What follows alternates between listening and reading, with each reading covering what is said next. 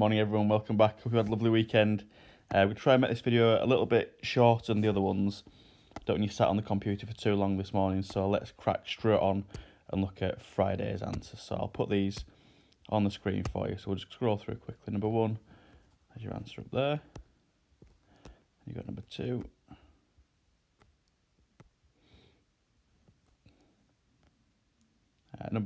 So 2C is asking for an explanation. So it says, how do you know there will not be 5 sweets left over? Well, you know that because you could put an extra sweet in each jar if you had 5 left, because you're only sharing between 3 jars. So if you imagined you've got 1, 2, 3 jars, and you had 1, 2, 3, 4, 5 sweets left over, you could put this one in there, this one in there, this one here. You then wouldn't have enough to make another group of 3. So that is why. Looking at number 3, just leave those on there for you to mark them.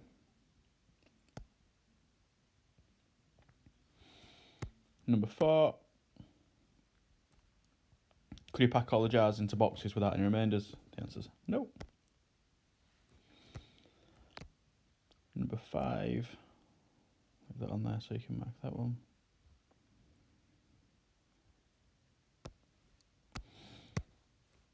Number 6, how many days will a large bag of 200 mints last for? If it's given 3 mints a day, it would last for 66 days because you've got 2 mints left over. That's not enough for a full day, so you can do 66 full days. And then you're missing number problems there as well.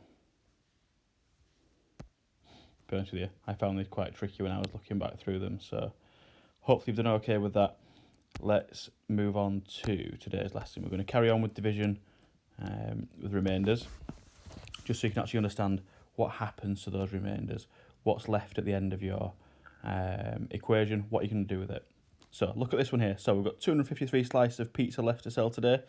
6 slices make up a full pizza. You can see down there. Don't know what your pizza of choice would be. I think I'd have to go for double pepperoni myself. How do you know that 253 slices will not make a whole number of pizzas with no spare slices left over? How do you know that? Okay, so what could you do? And B, how many whole pizzas can the chefs make? What fraction of a pizza will be left over? So pause the video here, have a go at that one. Welcome back, so let's have a look at the answers then. So, question A. How do you know that 253 slices will not make a whole number of pizzas? Well, I know that all my multiples of 6 have to be even. If you looked at it on a number square, I've got one over here, you've got 6, 12, 18, 24, 30, 36. Every multiple of 6 is an even number. And I know that 253 is not an even number, so I know that it will have some left over. And question B, how many whole pizzas can the chefs make? So you need to do 253 divided by 6. So we're going to do how many groups of 6 can you make with your 200 counters? You can't make any. So I'm going to put that 2 over here now. So how many groups of 6 can we make with our 25 tens counters? Well, I know that 4 times 6 is 24 with 1 left over. So I've got 13 ones counters. How many groups of 6 can I make? Well, I can make 2, and I've got 1 left over. So you can actually make 42 whole pizzas. What would you do with the extra one? I think I know exactly what I'd be doing with that extra slice of pizza right now. So 42 remainder one, as you can see there. So there's 1 slice left over. 1 slice is worth 1/6 of a pizza. Okay, so let's talk through this, then you're going to pause it and have a go at it yourself when I say so. So 1,350 grams of flour is divided equally between 5 bowls.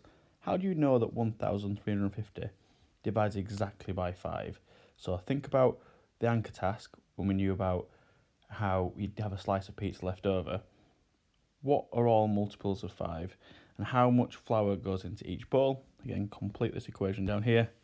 So if you want to pause it and have a go at that now. Well, let's look at this one first of all. Welcome back. So how do you know that 1,350 divides exactly by 5? Let's put our multiples of 5 on here.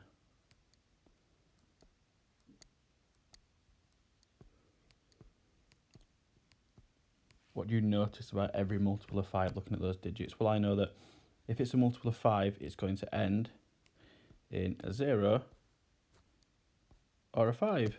1350 ends in a 0, so it must be a multiple of 5. Let's work out how much flour goes into each bowl then. So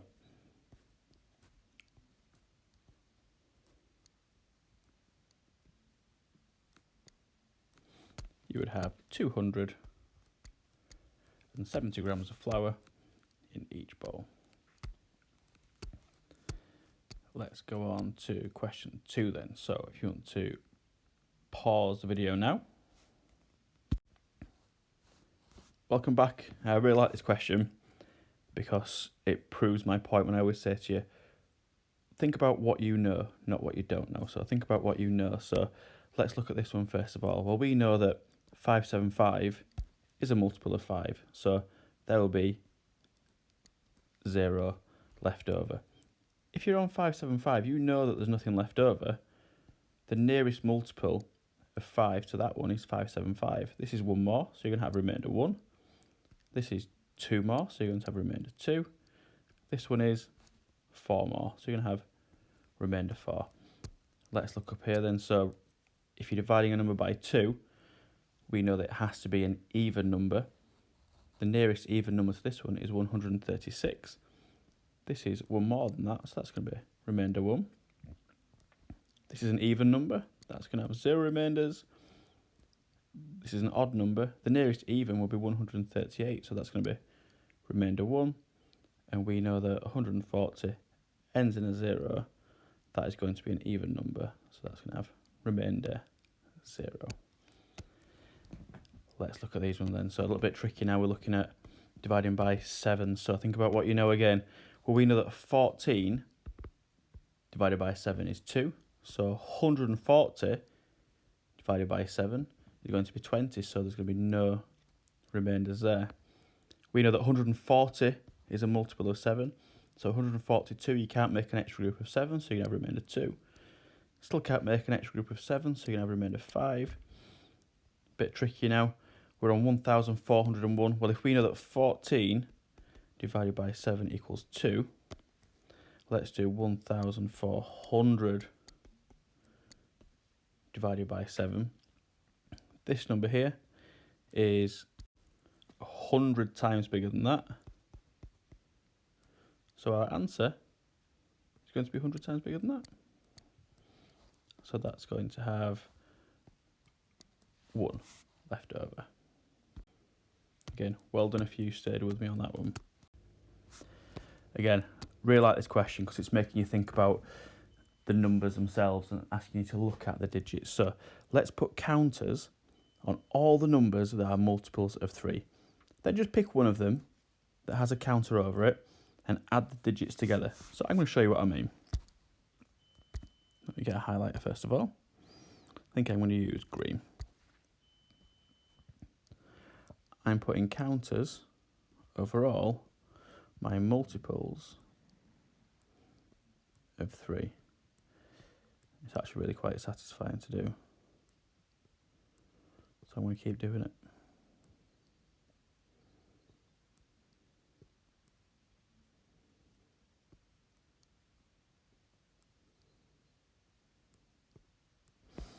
Okay, so now I've got counters over all of those. What I want you to do is just pick a random one. Let's look at this one here, for example.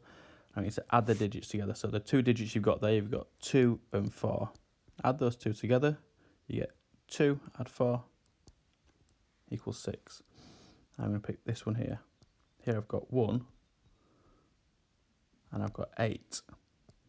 Adding those 2 together equals 9. Here I've got 48. If I was to add these 2 digits together, 4 and 8, that would give me 12. What do you notice about the sum of those 2 digits every time? Have a little think about that. What do you notice about those? Okay, so hopefully you're shouting at the screen now telling me that these are all multiples of 3. So if you want to know if a number is a multiple of 3, the digits will add up to a multiple of 3. Another really interesting little fact about numbers. I love things like that. So Let's look at, for example, 1,324. Let's add these digits together. 1 and 3 is 4. 6. So all those digits together is 10. 10 is not a multiple of 3, so there will be a remainder left there.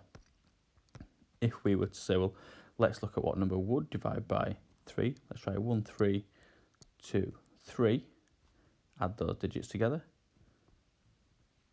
You get a 9. So will that divide by 3? Well, that's one way to find out. Let's have a look.